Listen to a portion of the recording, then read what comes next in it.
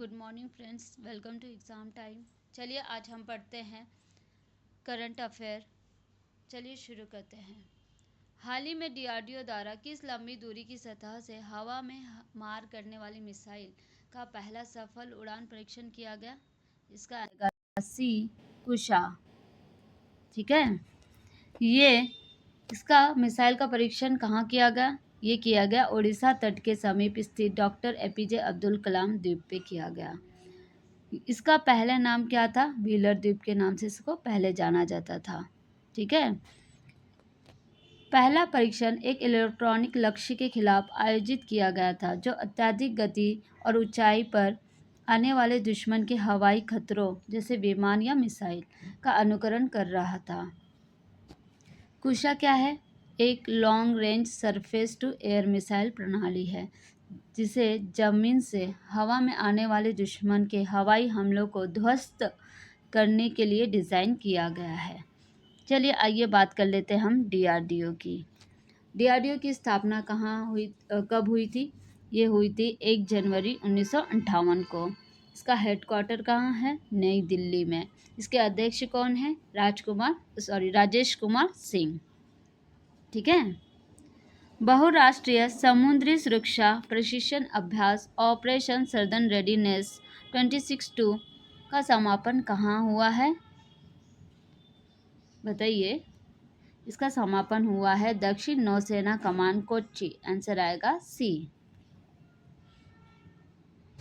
ठीक है, ये 4 दिवसीय बहुराष्ट्रीय समुद्री सुरक्षा प्रशिक्षण अभ्यास ऑपरेशन सदर रेडीनेस 26-2 का 23 जुलाई 2026 को दक्षिण नौसेना कमान कोच्चि में समापन हुआ है। इस अभ्यास में 27 देश के 276 कर्मियों और 76 सुविधा प्रदाताओं और विषय विशेषज्ञों ने भाग लिया था और 4 अंतर्राष्ट्रीय संगठन भी इसमें सक्रिय भागीदारी कर रहे थे।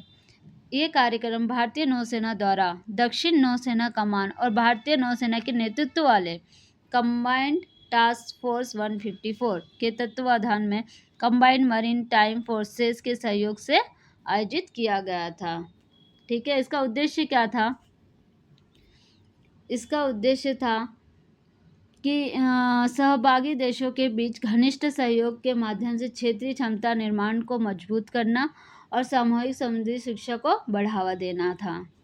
ठीक है, भारत की ब्रिक्स अध्यक्षता 2026 के तहत 16वीं ब्रिक्स स्वास्थ्य मंत्रियों की बैठक का आयोजन कहाँ किया गया? बताइए, कहाँ किया गया? ये किया गया चंडीगढ़। आंसर आएगा बी। इस बैठक का उद्देश्य क्या था? ब्रिक्स देशों की स्वास्थ्य प्रणाली को मजबूत करना, महामारी की तैयारी बढ़ाना, सार्वभौमिक स्वास्थ्य कवरेज में तेजी लाना, एक मजबूत वैश्विक स्वास्थ्य ढांचे का निर्माण करना। और इसकी थीम क्या थी? मजबूत नवाचार, सहयोग और निरंतरता के लिए निर्माण। महाराष्ट्र में हाल ही में शुरू की गई भारत टैक्सी सेवा किस मॉडल पर आधारित है? बताइए। यह आधारित है सहकारिता मॉडल पे। आंसर आएगा बी।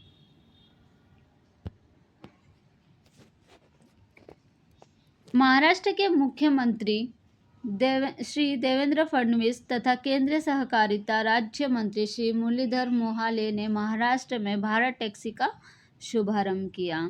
यह पहल पीएम श्री नरेंद्र मोदी सहकार में समृद्धि के विजन को साकार करने और केंद्रीय गृह सहकारिता मंत्री अमित शाह के नेतृत्व में परिवहन क्षेत्र में लागू किया जा रहा है।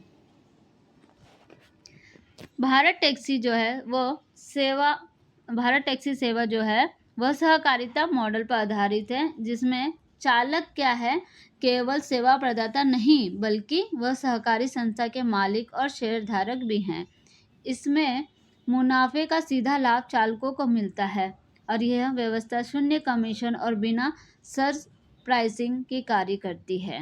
ठीक है, संग्रहालय और अभिलेखागारों संसाधन के डिजिटलीकरण के लिए किस सॉफ्टवेयर का उपयोग किया जा रहा है और इसे किसने विकसित किया है? बताइए। इसका आंसर क्या आएगा? इसका आंसर आएगा बी, जतन सॉफ्टवेयर सीडेक पुणे द्वारा। ठीक है।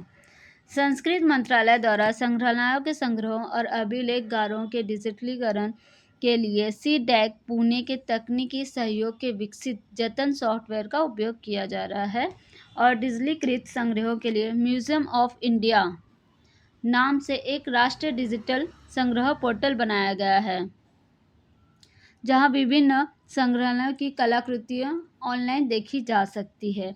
इस पोर्टल पर 8 राष्ट्रीय स्तर के संग्रहालयों, 2 एसआई स्थल के संग्रहालयों और डॉक्टर बाबा साहेब अम्बेडकर संग्रहालय पुणे के डिजिटलीकृत संग्रह का एक साथ उपलब्ध कराए गए हैं।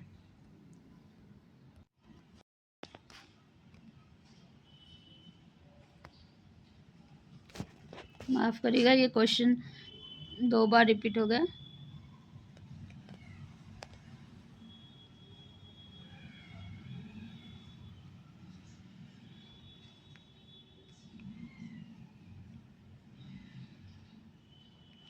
ऑपरेशन सदर्न रेडीनेस 26-2 अभ्यास में कुल कितने देश और अंतर्राष्ट्रीय संगठनों ने भाग लिया था?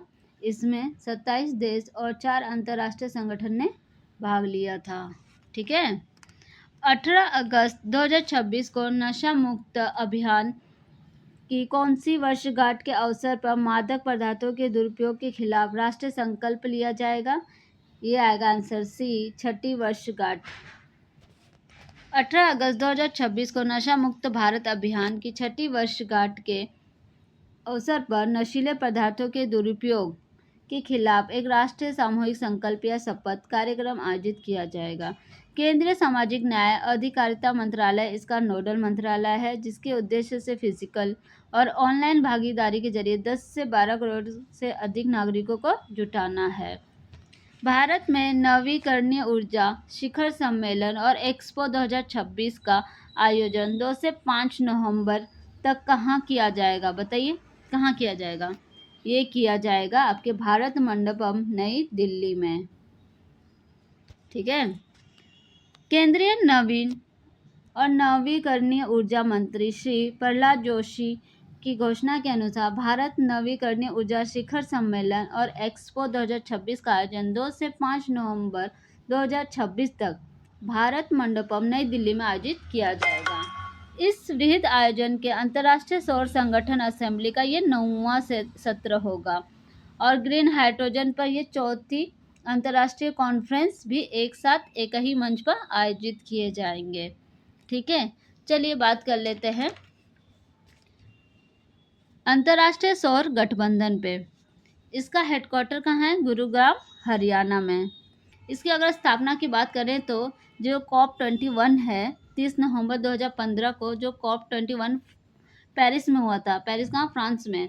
जलवायु सम्मेलन के दौरान भारत और फ्रांस द्वारा ये संयुक्त रूप से की गई थी। इसमें अभी फिलहाल प्रेजेंट में 123 सदस्य देश है। 123वां सदस्य देश कौन है? अंगोला, जो 3 मई 2025 में बना है। और 100वां सदस्य देश कौन बना था? ये पैराग्वे बना था। ठीक है।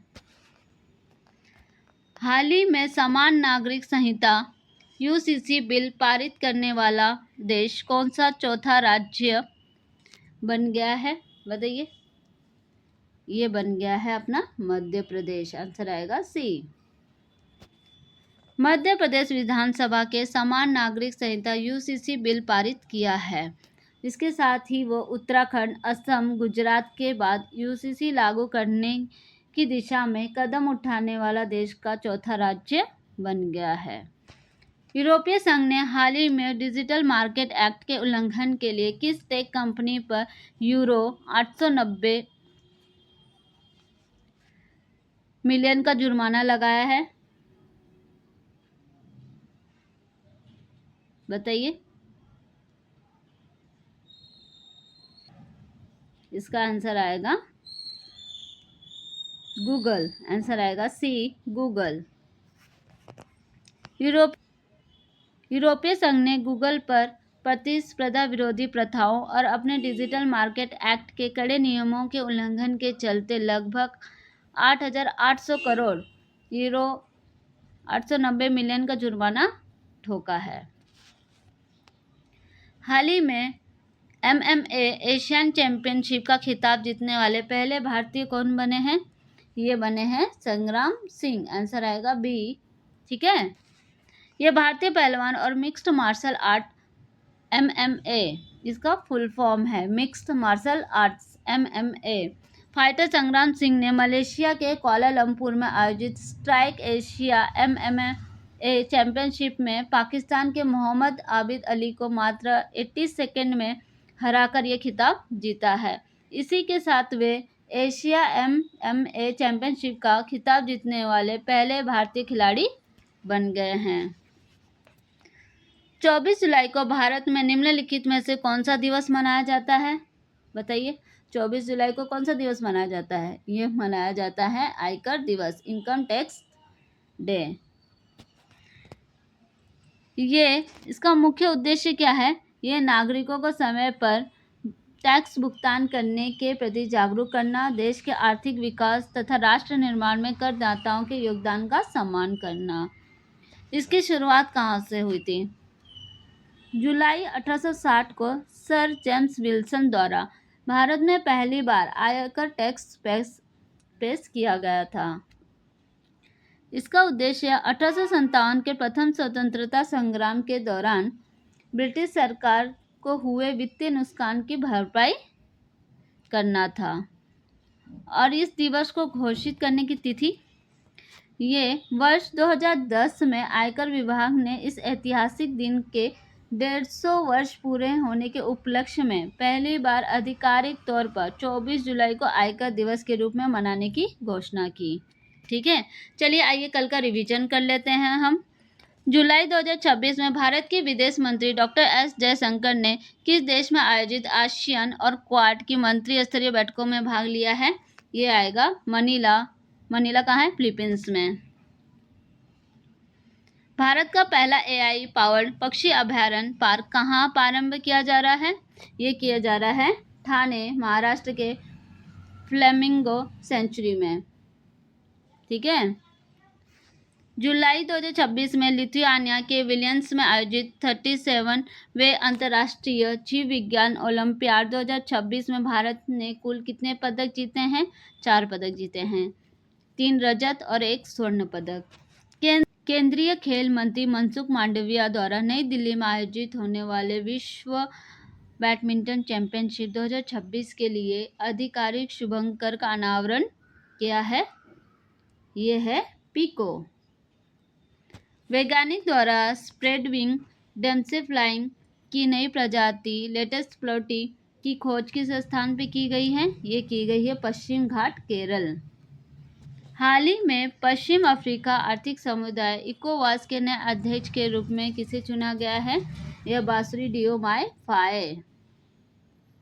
कविता संग्रह लो फ्लाइट के लिए चीन के प्रतिष्ठित लू शुन साहित्य पुरस्कार से किसे सम्मानित किया गया है? ये वॉक जिबिंग को। भारतीय सेना द्वारा असम में बाढ़ प्रभावित लोगों को बचाने और राहत सामग्री पहुंचाने के लिए कौन सा राहत अभियान शुरू किया गया है? ये किया गया है ऑपरेशन जल राहत। 23वें राष्ट्रीय खेल का आयोजन कहाँ किया जा रहा है? ये ग्लासगो, स्कॉटलैंड में। राष्ट्रपति द्रौपदी मुर्मू ने हालिया नॉर्थ मैसेडोनिया यात्रा में उन्होंने स्कॉपियो शहर के संग्रहालय में महात्मा गांधी की प्रतिमा का अनावरण किया और अपनी यात्रा के दौरान उन्होंने ओहरिड झील का भी दौरा किया, जो एक विश्व धरोहर स्थल है। ठीक है, नॉर्थ मैसेडोनिया क्या है? एक लैंडलॉक देश है। केंद्र सरकार ने हाल ही में अनुराग जैन को नीति आयोग का नया CEO नियुक्त किया है। ठीक है, इससे पहले कौन थी? निधि छिब्बर। विश्व मस्तिष्क दिवस कब मनाया जाता है? यह मनाया जाता है 22 जुलाई को। भारत के प्रतिवर्ष राष्ट्रीय प्रसारण दिवस किस तिथि को मनाया जाता है? ये मनाया जाता है 23 जुलाई को। कब मनाया जाता है? 23 जुलाई को। भारत विश्व व्यापार संगठन WTO के मत्स्य पालन सब्सिडी समझौते का कौन सा सदस्य बन गया है? ये 123वां सदस्य बन गया है। 14वें दक्षिण एशियाई खेलों 2027 की मेजबानी कौन सा देश करेगा? ये करेगा पाकिस्तान। यूके के पहले एआई मंत्री के रूप में किसे नियुक्त किया गया है? ये नियुक्त किया गया है कनिष्क नारायण को। चलिए आइए एक बार देख लेते हैं 72वें राष्ट्रीय फिल्म पुरस्कार को, जो 2024 की फिल्मों के लिए दिया गया है। 72वें राष्ट्रीय फिल्म पुरस्कार में सर्वश्रेष्ठ निर्देशक बेस्ट डायरेक्टर का अवार्ड किसे मिला है? ये राजकुमार पेरिया सामी को मिला है फिल्म अमरन के लिए। ठीक है। 72वें राष्ट्रीय फिल्म पुरस्कार में किस फिल्म को सर्वश्रेष्ठ हिंदी फिल्म पुरस्कार दिया गया है? ये श्रीकांत को। और बेस्ट लोकप्रिय सर्वश्रेष्ठ लोकप्रिय फिल्म कल्कि 2898 एडी को मिला है। और सर्वश्रेष्ठ फीचर फिल्म आर्टिकल 370 को। और बेस्ट अभिनेत्री का बोलिए, ये यामी गौतम को आर्टिकल 370 के लिए।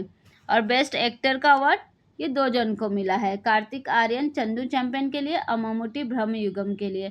Thank you friends. वीडियो अच्छी लगी हो तो लाइक शेयर एंड सब्सक्राइब करिएगा।